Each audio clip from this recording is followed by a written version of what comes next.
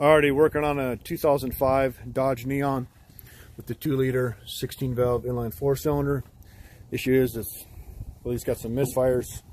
They even hook up the scan tool yet, but you can tell when it's running it's misfiring. We're going to do a compression check because we believe this cylinder is a lot lower. So we're going to go ahead and do that and see what's going on. If we got low compression, bad valve, bad head gasket. So we'll do a compression check and then a leak down check and go from there. Alrighty, so we got the compression tool in, number 2. We're going to do a clear flood crank, smash the gas pedal to the floor, crank it over so it disables the injectors so it won't start, and we'll watch our compression. Alright, go ahead.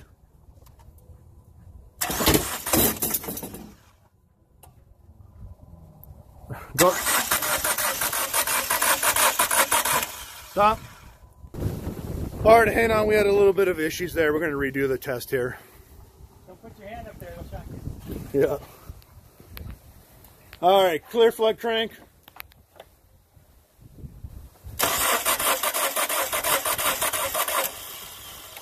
So if you look there,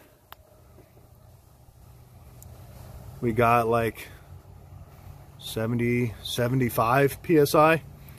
So now we're going to check a couple of these other cylinders and see what we got there as well to compare. Alrighty, so now we did cylinder 2, which we said we got 70, 75 PSI.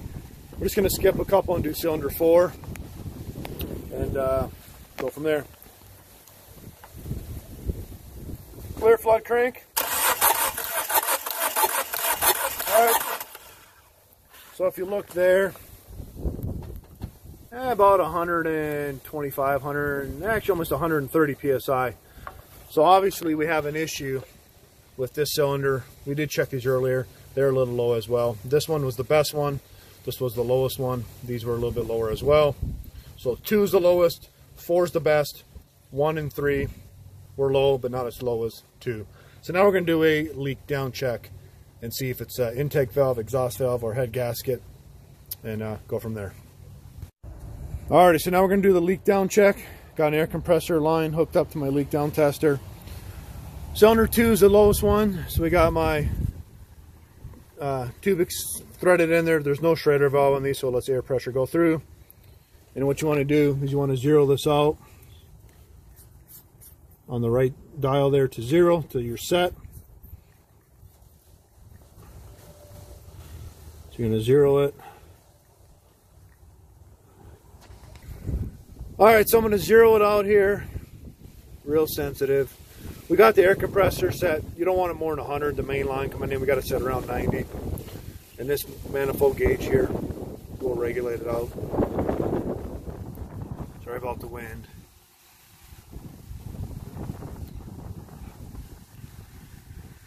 Yeah, it's real sensitive.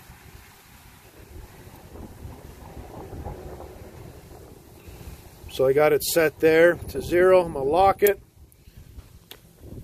And you don't want more than 25% leak down. Ideally, you don't want much, more than that at all. But you're going to have a little bit because some air will escape past the rings. But you don't want a whole lot. No more than 25%. So if you're in here, that's good. You get up here, it's starting to get bad. Up there is bad, right? So we're going to hook this line up. And look. Went to almost 80% leakage. So it's pretty bad. It's leaking. We'll check it one more time here. But I'm gonna hook it back up, zeroed out. So if you look, we're 50% leak down, right? So that's way too much. Now, if it's leaking out the exhaust valve, well, just to rewind a little bit, you got to have the cylinder number 2 on top dead center on the compression stroke. So what I did here is I went over here and I went on the crank bolt there and turned it to TDC on the compression stroke to actually check it correctly. So we got 40–50% leak down. If it's leaking out the exhaust valve, you'd hear it in the exhaust. If it's leaking out the intake valve, you'd hear it in the intake. If it's rings, you'd hear it in the crankcase. If it's head gasket, which we believe it is, you're going to see bubbling in there. So I'm going to turn the pressure up a little bit just to get some more pressure in there. And if you see in there, it's bubbling. right? So we got a bad head gasket. That proves this head gasket is bad and that it is leaking down. And that's why I think the other gasket's worse here. And as you get back here, it's not leaking as bad yet, which we'll check this one as well. But definitely the head gasket is leaking. That's why it's misfiring and all that stuff there. So we will go from there. Alrighty, so now we're gonna do cylinder 4. Got it zeroed out. Go ahead and hook this gauge up and then see where we're at. Same thing, 50% leakage. I know I had a little bit better compression, but maybe that other cylinder, maybe the gauge I did have set right the first time, because we get anywhere from 50 to 80% on 50 to 80% on this one leakage. This one we're getting 45-50%. So the head gasket's bad and or the head is warped. So now we're going to put some more pressure in here just to see if it's bubbling. Yeah, I can look like it's already bubbling there. And I only got 40 psi, 39 psi going in there, so I ain't hurt nothing. But you can hear the air and you can see the bubbles. Air's coming out of here. Yeah. So needs a new head gasket. Again, when you do this test, you want to have it on top dead center on the compression stroke. That way the intake and exhaust valves are closed. If it's leaking out the exhaust, which it wasn't, exhaust valve. If it's leaking out the intake valve.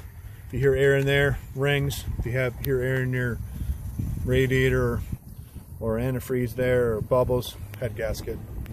So that's what it needs. Got to pull the head off to repair this vehicle.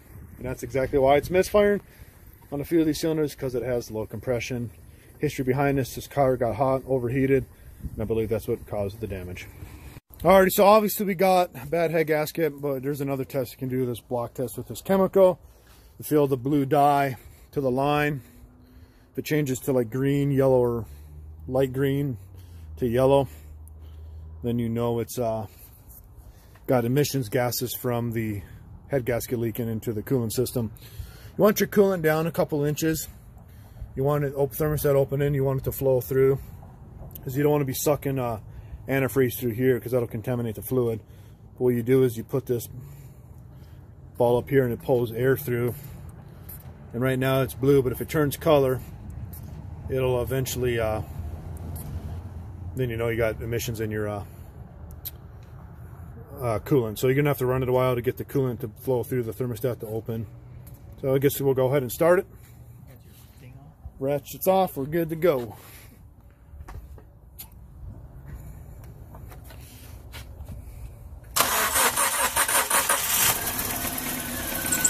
You can hear it misfiring. Just gonna go here and pump it. Eventually it'll probably turn color. But the thing is, this thermostat's got to open up, because it's really cold right now, before it to change color. Continuing the pump. I've been pumping for a couple minutes now to get this, but you can already tell it's changing color there. It's going like a light green, yellowish color. Again, you don't want to contaminate it. But yeah, if we keep doing it, it'll change color. This head gasket is bad. You can see that there. I'll keep pumping a little bit more here. Been pumping for a couple more minutes. Getting pretty warm now. Been about 5 minutes since we ran it. And you can tell that this fluid is definitely changing colors. So yeah, that's just another test that proves that the head gasket is leaking and or the head is warped, which needs to be replaced. So that is it for this video.